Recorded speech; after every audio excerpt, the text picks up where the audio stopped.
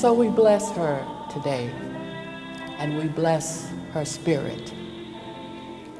And so I pray that to the family, as you go forth with your lives from this day forward, that you never think of Mrs. Ross as being limited by time or form.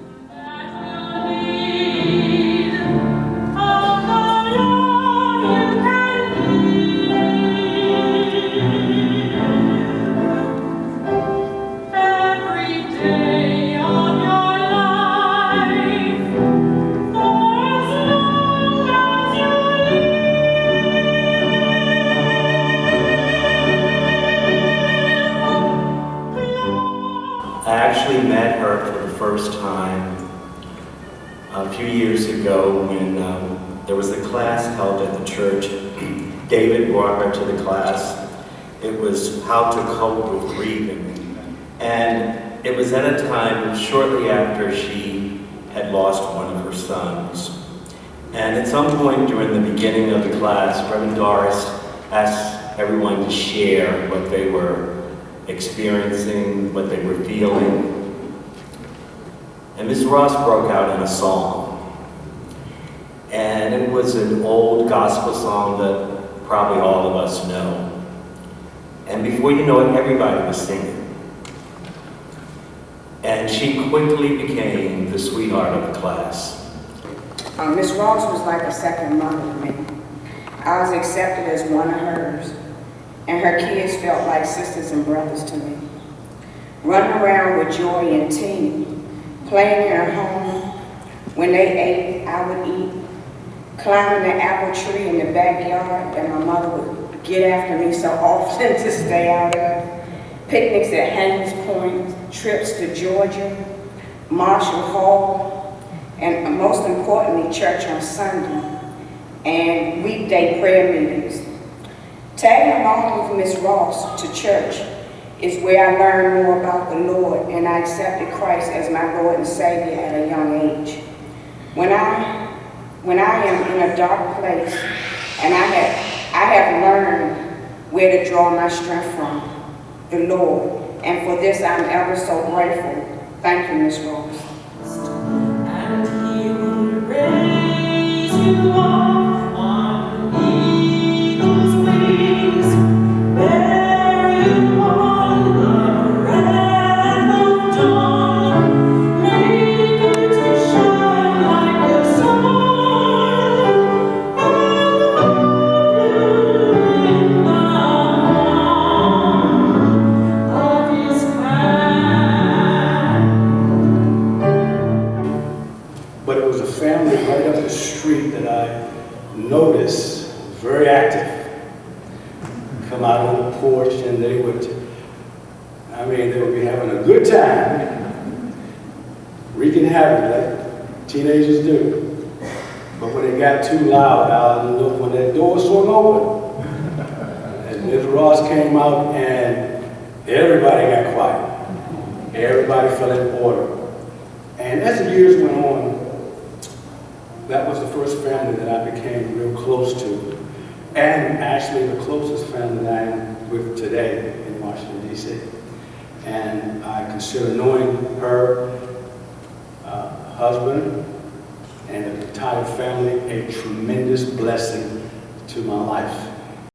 It may be that we are a loving, spiritual, radiant light who lives in a very quietly, very loving, very kind and gentle way.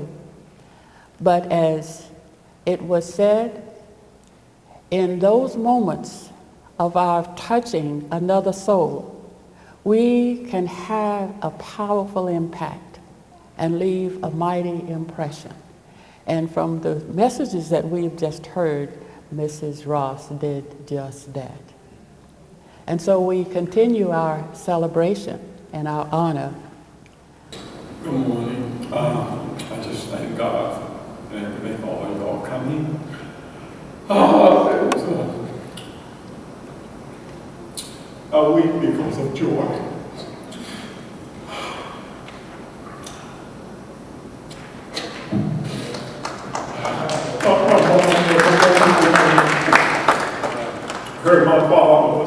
Abraham and Sarah to him.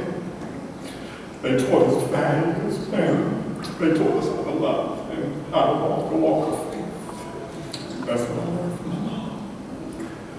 I miss her a lot, but no one is as happy as I am for her this moment, because she's paid the price.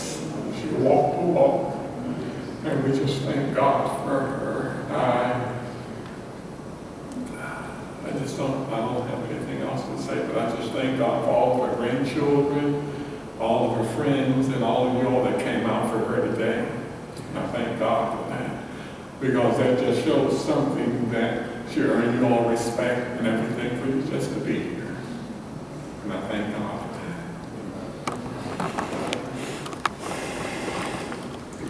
that. I just wrote a few lines, couldn't sleep the other night. Just want to share it with you. It means a great deal to me and my family to have you guys come out and to salute our First Lady, my mother. She is a great part of my life, always will be.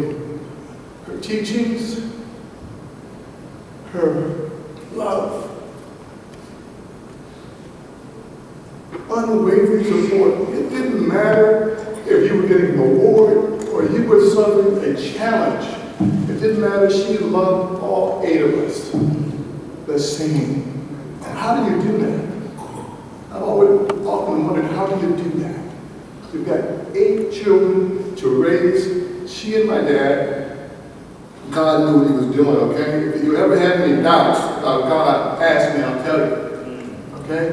He knew what he was doing when he put that union together, because my family support throughout this difficult time, support for one another throughout our lives. Something happened with the first ones there, as she was for many of us and for our neighbors.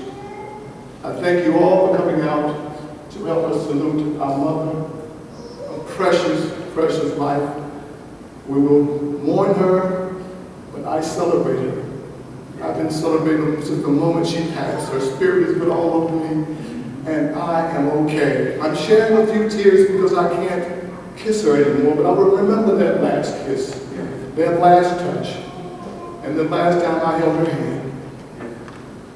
For I am my mother. She has taught me. I am proud of my mother, proud of my family. I can't tell you how much I love them all, and thank you all for coming. I love you. If I can help somebody. I pray that each of us will approach our time of transformation as Mrs. Ross faced her time of transformation, by turning to the infinite presence within for strength, knowing that it is not the end of life, but a new beginning of life.